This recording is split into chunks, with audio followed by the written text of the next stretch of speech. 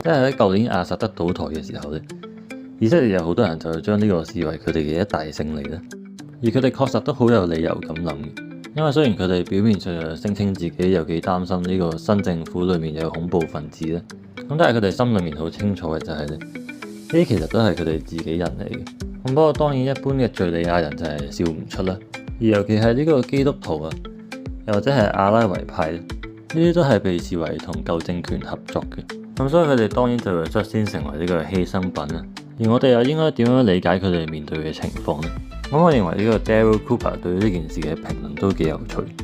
咁佢就話咧，即係我哋都知道美國裏面依然都係有一啲少數嘅新納粹組織啊，同埋就係一啲地下嘅極右組織啊嘛。咁假設而家俄羅斯同中國就同佢哋合作咧，咁佢哋就為呢啲組織提供呢個武裝啊、情報啊，甚至就係用一啲有經驗嘅人去訓練佢哋咁樣咧。而接住落嚟咧，佢哋就命令呢啲組織去到華盛頓嗰度推翻美國政府。咁於是喺每一個佢哋途經嘅小鎮或者城市裏面咧，佢哋就係見到猶太人或者黑人就殺嘅。